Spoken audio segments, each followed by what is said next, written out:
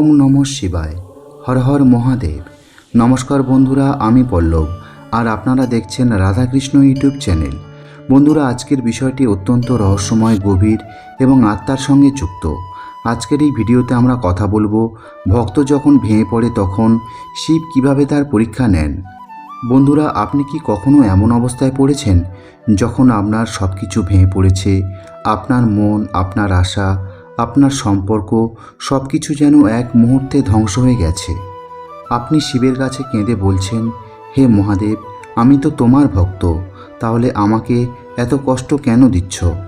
কিন্তু যদি আমি বলি এই ভেঙে পড়াটাই হয়তো শিবের সবচেয়ে বড় পরীক্ষা। হ্যাঁ বন্ধুরা, মহাদেব যখন কাউকে সত্যিকারের নিজের করে নিতে চান তখন তিনি তাকে ভেঙে দেন। তার অহংকার ভেঙে দেন, তার ভরসা ভেঙে দেন, তার মায়া ভেঙে দেন। কারণ যতক্ষণ না ভক্ত পুরোপুরি ভেঙে পড়ে ততক্ষণ সে সম্পূর্ণভাবে শিবের কাছে সমর্পিত হয় না। আর সেই সময়ে কি করলে আপনি শিবের সবচেয়ে বড় কৃপা পেতে পারেন?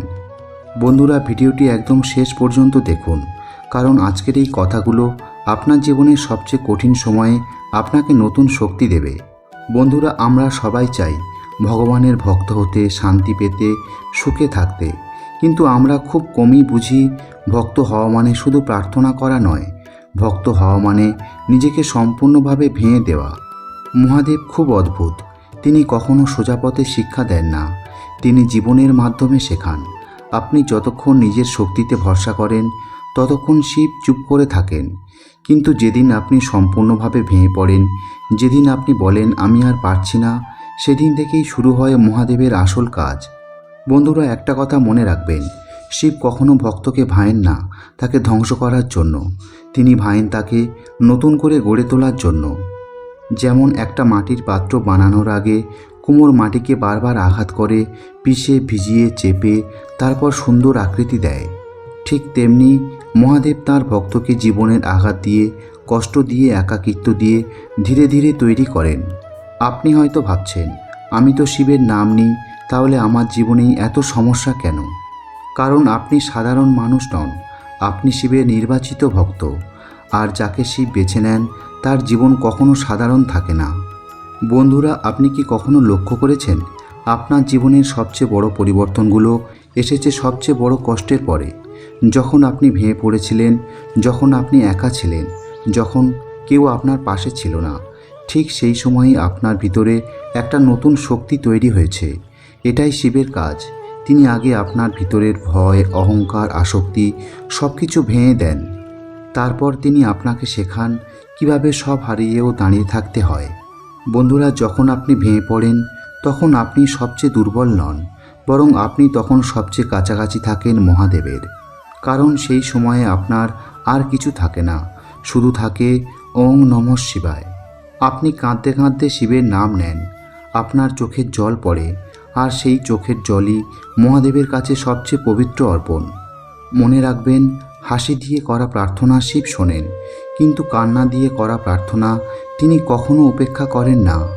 তাই যদি আপনি আজ ভেঙে পড়ে থাকেন, যদি আপনি মনে করেন আপনার জীবন শেষ হয়ে গেছে, তাহলে ভয় পাবেন না, কারণ এটাই হয়তো সেই মুহূর্ত যখন শিব আপনাকে নতুন করে তৈরি করছেন। এবার জেনে নিন ভক্ত ভেঙে পড়লে শিব কীভাবে তাকে পরীক্ষা নেন। বন্ধুরা, প্রথম পরীক্ষাটি হলো সম্পূর্ণ একাকিত্বে ফেলে দেওয়া। আপনাকে সম্পূর্ণ একা করে দেওয়া।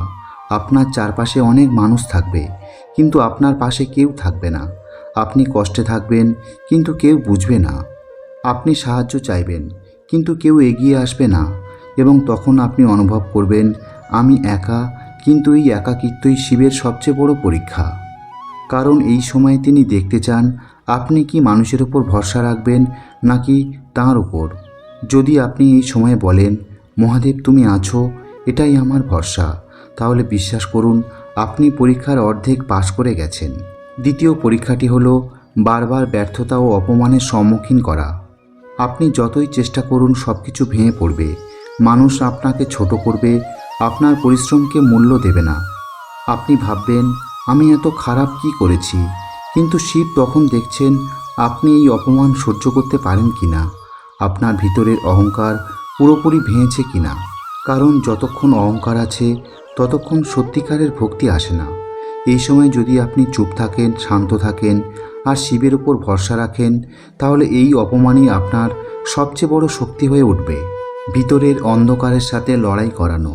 বন্ধুরা, তৃতীয় এবং সবচেয়ে কঠিন পরীক্ষা হলো আপনার নিজের মনের সাথে যুদ্ধ।